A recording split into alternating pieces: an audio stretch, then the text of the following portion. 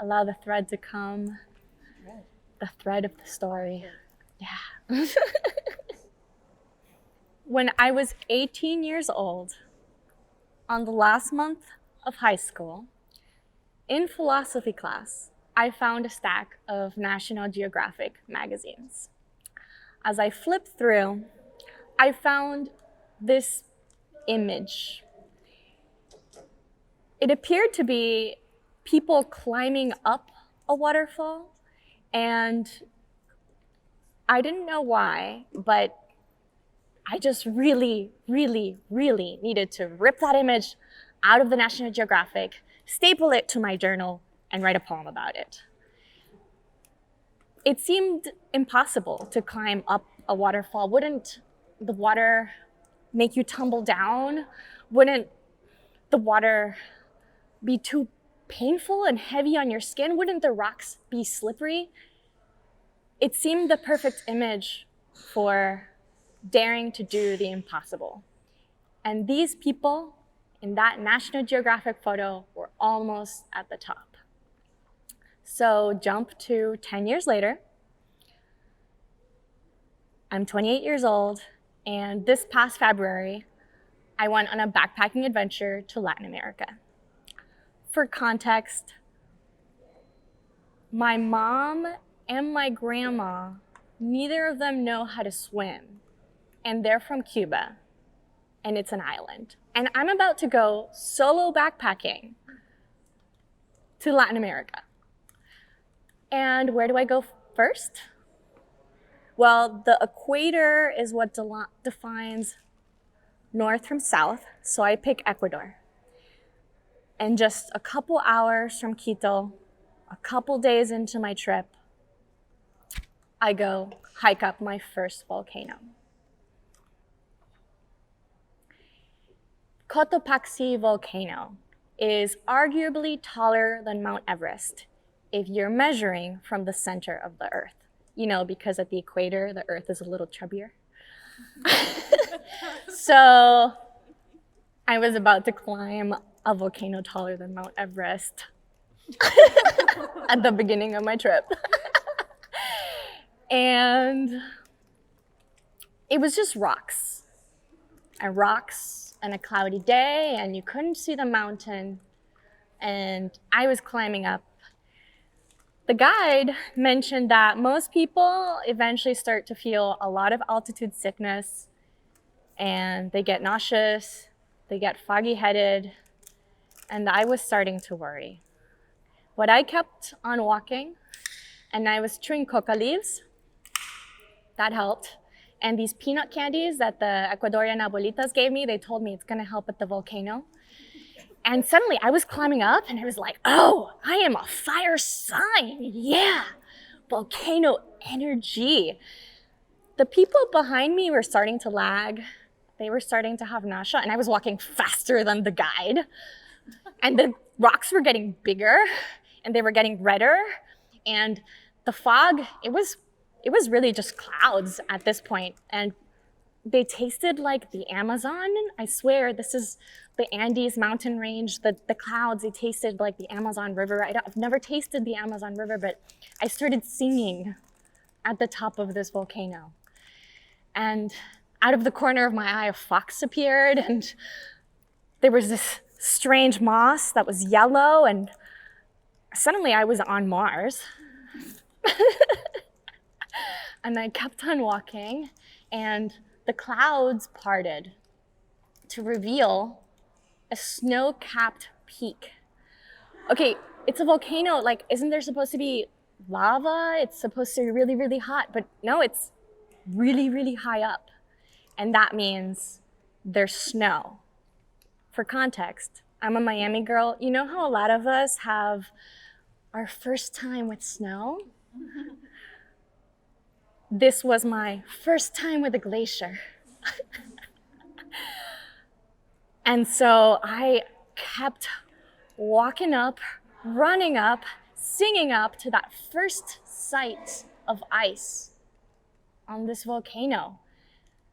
And I just really, really, really needed to touch it. And as I finally get close, I extend my reach just a little bit away from the cliff and touch the edge of this glacier.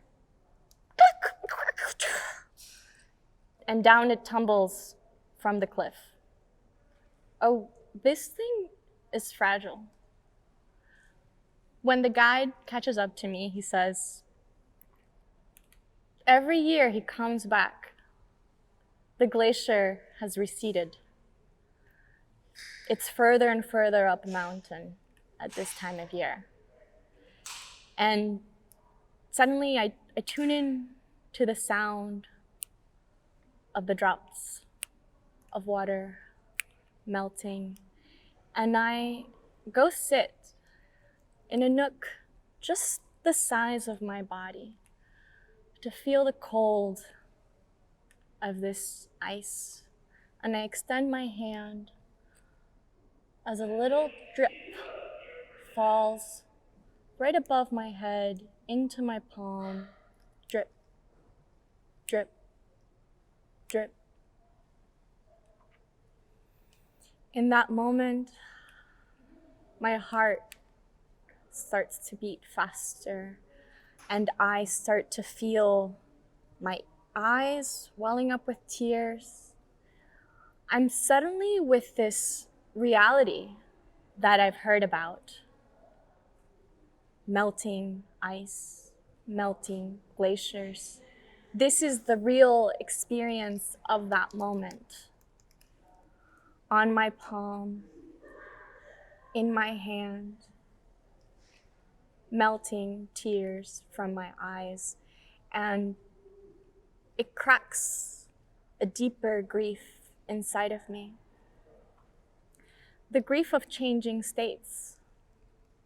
I too am like this ice melting as I go on my journey, and I don't know what's going to happen to me from ice to water.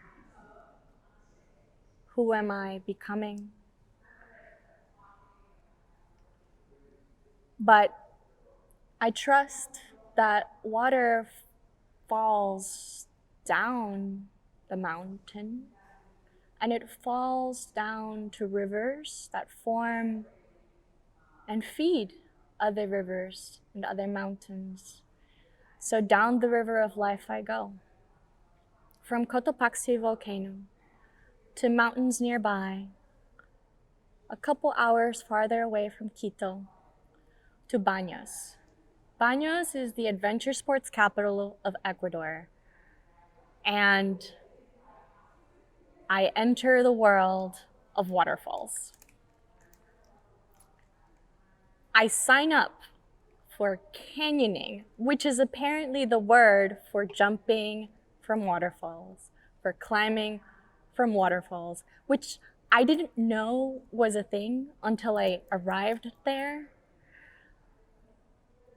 And I want to share with you 3 adventures I had connecting with waterfalls in this town of Baños.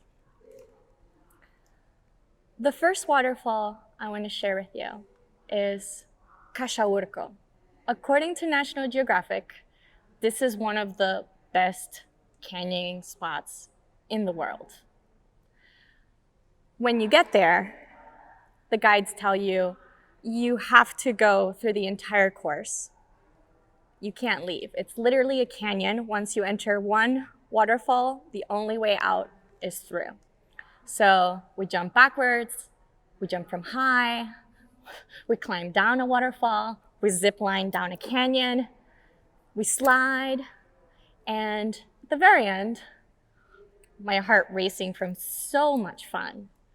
Well, everyone else is taking their fancy tourist photos with the fun helmets and the cool wetsuits.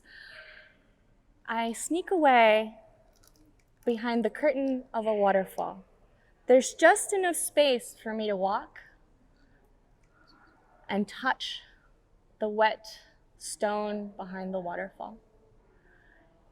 And it covers me. It gives me some privacy. And again, as I touch that stone, I start to feel my heart racing. My nose is spicy. My eyes scrunch up with tears, and my smile, it hurts. It hurts from smiling. And I start feeling this overwhelming joy and gratitude for being here. I chose this. This was that moment I felt 10 years ago calling to me. This moment of joy, of ecstasy, of gratitude, of bliss, of being alive in a human body on planet Earth. What a gift. What a gift.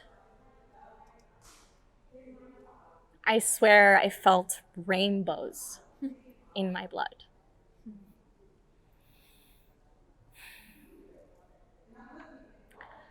The next waterfall I want to share with you, I found on the Ruta de las Cascadas in Baños.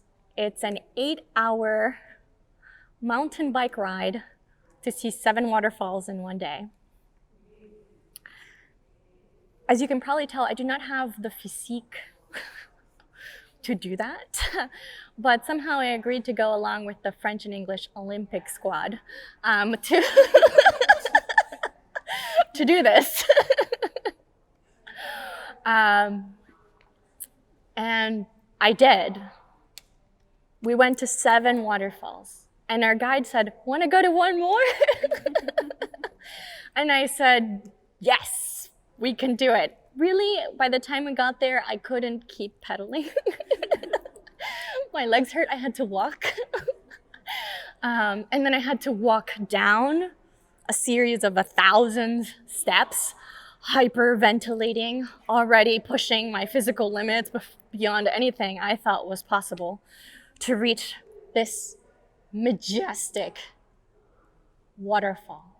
The first sight is always so breathtaking, but my favorite is getting up close, to feel the mist of the water on my skin, to see that slight rainbow that you can always find in a waterfall if you look at the light in just the right angle. And I did. I walked up to El Machay, and as I was on the edges of the rocks in front of the pool, I saw a butterfly stuck to one of the rocks. The water had probably weighed its wings down, but I was fascinated because when I looked closer, the butterfly had a jaguar pattern. At this point, I am in an expanded state of consciousness, okay, after 8 hours of mountain biking. And I feel somehow the earth is trying to tell me something. Am I the jaguar butterfly? I have to pick it up. I put it on my hand and I walk up and along the river. And suddenly I'm flooded. I'm flooded with tears and with a voice, a very high pitched voice like this starts to tell me. It starts to speak to me about my future children. I had never thought about my future children. I'm backpacking through Latin America. My children are in my 30s. But suddenly I had this rush of visions of my children. Who will my children become if I show them how to connect with nature in this way early on? What will they choose to do? This yearning I start to feel to protect this beautiful landscape, this sacred water. I wish I was an environmental engineer. I wish I was a climate scientist. I wish I could scale up my impact than the life path I've chosen. What if I could open up those choices earlier to my children? Eventually, a bee stings me. And just lightly, not a lot. Just enough to tell me, okay, it's time to stop hyperventilating, crying, having a mystical experience. Just go jump in the river and have fun. So I go. I lay the Jaguar Butterfly on a rock next to me. I nestle into one of the rocks. I lay back and I merge with the water. Perhaps I was reborn.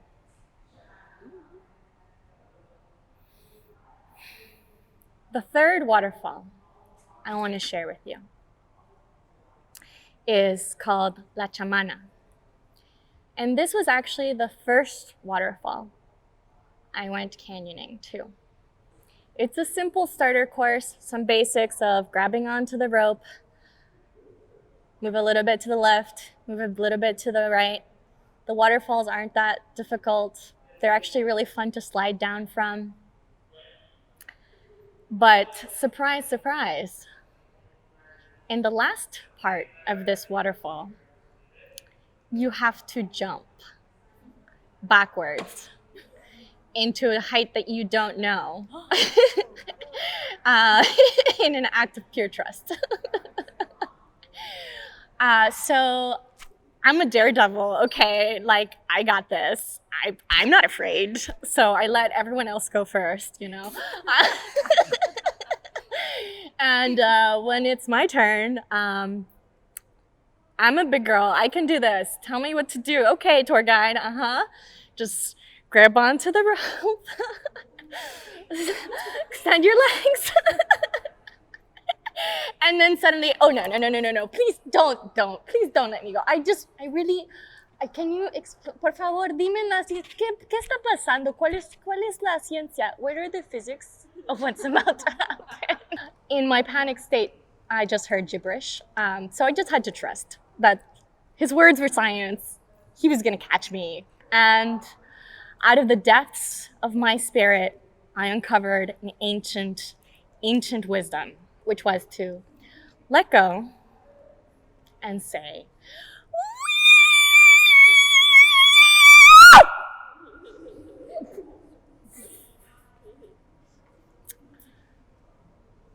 he caught me just in time. I gracefully lowered down to the ground, unhooked the rope, and when he asked if I wanted to do it again, I said, yeah!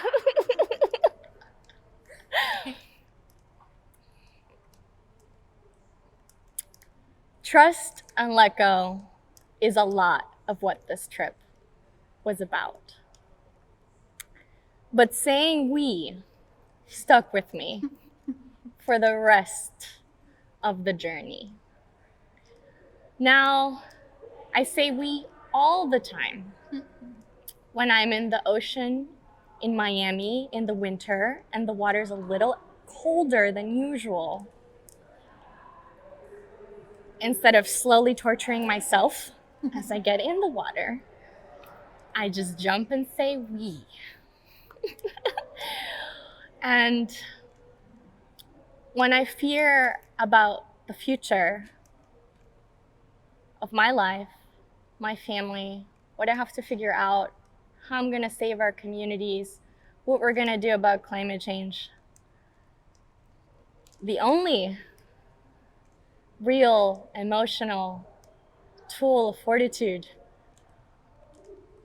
that allows me to just trust and let go and dare to do the impossible is just to say we. So, I offer to you this question. What are the moments in your life where you felt so connected with nature, so fully embodied in the gift of being alive, that you feel that love bubble up and give you courage to dare to do the impossible out of love for our planet. Thank you.